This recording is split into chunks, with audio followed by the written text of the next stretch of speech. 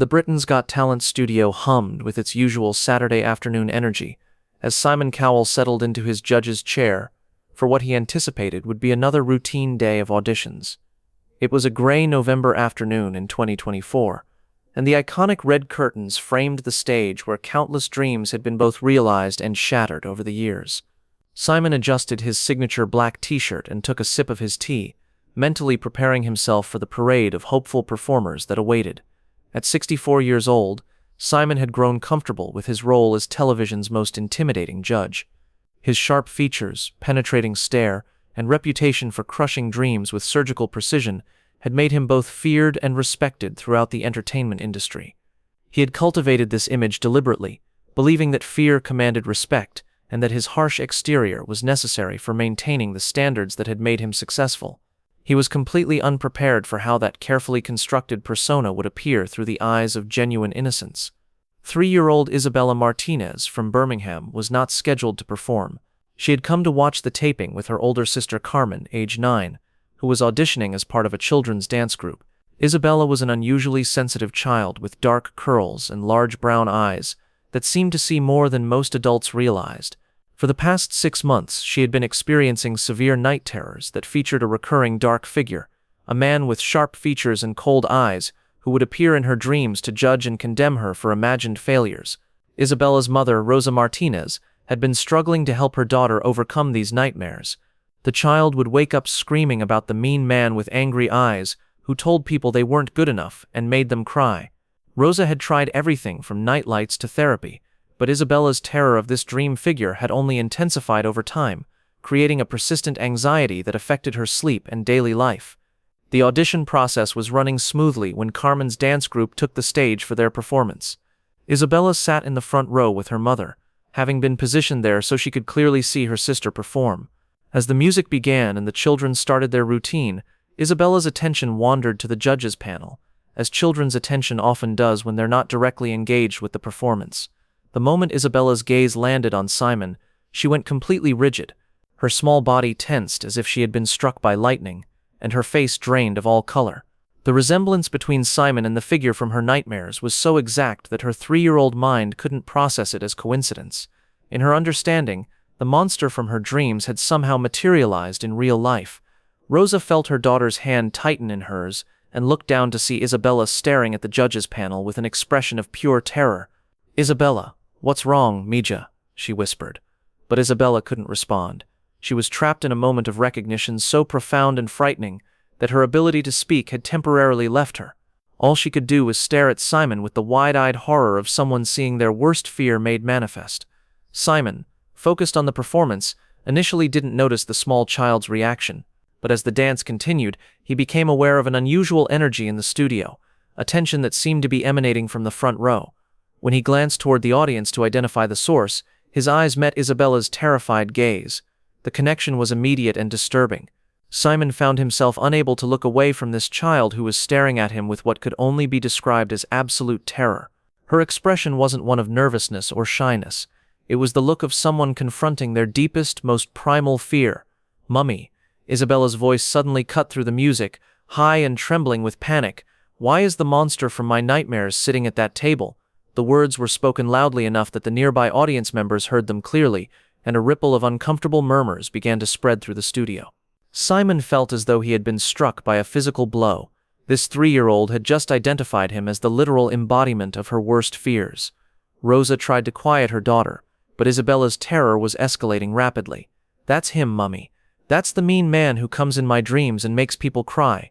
Why is he here? Why is he real?" Simon couldn't stop staring at Isabella as the full impact of her words settled over him. This child wasn't making a casual comparison or being dramatic. She was having what appeared to be a genuine trauma response triggered by his physical appearance and presence. The performance on stage continued, but the judges, production team, and significant portion of the audience were now focused on the unfolding drama in the front row. Amanda Holden leaned over to Simon with concern. "Simon, that little girl seems genuinely frightened." But Simon remained transfixed by Isabella's reaction. He was watching a 3-year-old child experience real terror at the sight of him, and the implications were staggering. "She thinks I'm a monster," he said quietly, his voice barely audible over the music. Isabella's panic continued to escalate. Mummy, make him stop looking at me. In my dreams, when he looks at me like that, bad things happen to the people trying to be good. Simon felt something cold and horrible settle in his stomach, as he realized that this child's nightmares apparently featured someone who looked exactly like him, doing exactly what he did professionally, crushing people's hopes and dreams through harsh judgment. Rosa was now trying to calm Isabella while signaling to the production assistants that they might need to leave, but Isabella was beyond comfort. The presence of her nightmare figure in real life had triggered a complete breakdown. "He's going to tell Carmen she's not good enough," Isabella cried out, her voice filled with the kind of despair that only comes from repeated trauma. "He's going to make her cry like he makes everyone cry in my dreams." Simon felt his composure beginning to crumble as he understood that this child's subconscious mind had created a monster that was essentially a perfect representation of his professional persona, and that this monster had been terrorizing her for months. Unable to bear Isabella's continued distress, Simon stood up from his chair, something he never did during performances. The movement caused Isabella to shriek in terror, as if her worst fears were being confirmed. "Please don't hurt my sister," Isabella screamed, her 3-year-old logic telling her that the dream monster was about to do in real life what he did in her nightmares. "Please don't make her sad." Simon felt tears beginning to form as he realized that his mere presence was causing genuine psychological distress to an innocent child. He couldn't stop staring at Isabella, because her reaction was forcing him to see himself through the eyes of pure vulnerability, and the image was horrifying. "I'm not going to hurt anyone," Simon said, his voice breaking as he addressed Isabella directly. But his words only seemed to frighten her more, as if hearing the monster speak was confirming her worst fears. The dance performance had ended, but no one was paying attention to Carmen's group anymore.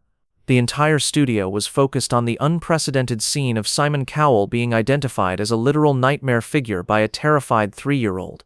Rosa finally managed to pick up Isabella and began moving toward the exit, but the child's cries could still be heard throughout the studio. "Why does the nightmare man look so angry?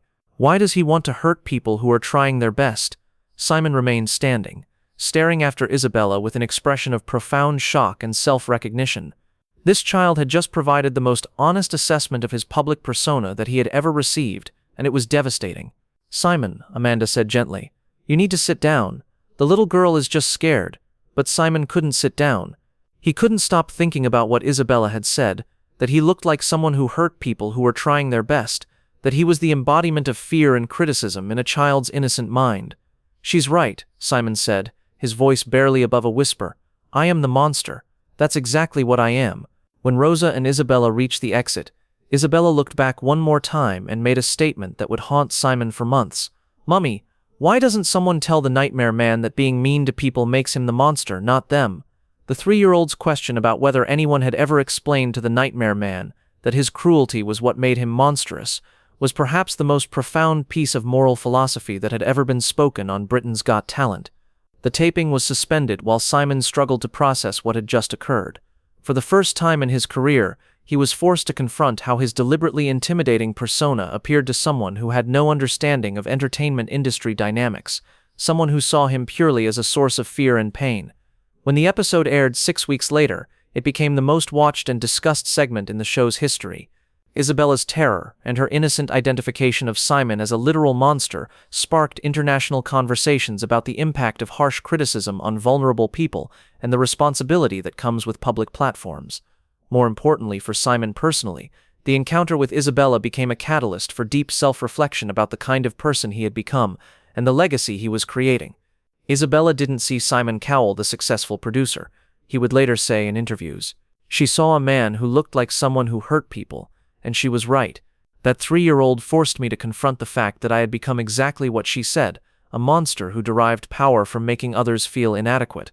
The encounter led Simon to work with child psychologists to understand the impact of harsh judgment on developing minds, and to gradually modify his approach to critiquing performers, especially young ones. 6 months later, Simon arranged to meet Isabella and her family in a neutral, non-threatening environment. Isabella, now 4, was still wary but curious about whether the nightmare man had learned to be nicer. "Are you still the scary man from my dreams?" Isabella asked with the directness of childhood. "I'm trying very hard not to be," Simon replied honestly. "You taught me that being scary isn't something to be proud of. It's something to be ashamed of." Isabella studied his face carefully before offering him a tentative smile. Maybe if you practice being nice instead of scary, you won't have to be the nightmare man anymore. The wisdom of her suggestion, that he could choose to be different, became the foundation for Simon's ongoing efforts to transform his public persona from intimidating to constructive. The story became a landmark moment in discussions about the impact of media personalities on children's psychological development, and the responsibility that public figures have to consider how their behavior affects the most vulnerable members of their audience. But perhaps most importantly, the encounter demonstrated that sometimes the most profound insights about our character come from those who see us without filters or excuses. In this case, a 3-year-old girl whose nightmares had prepared her to recognize exactly what Simon had become, and whose terror forced him to confront whether that was truly who he wanted to be. Isabella's question about whether anyone had ever told the nightmare man that his meanness made him the monster became a touchstone for Simon's personal transformation, reminding him that children's fears often reflect the clearest truths about adult behavior, and that it's never too late to choose kindness over cruelty.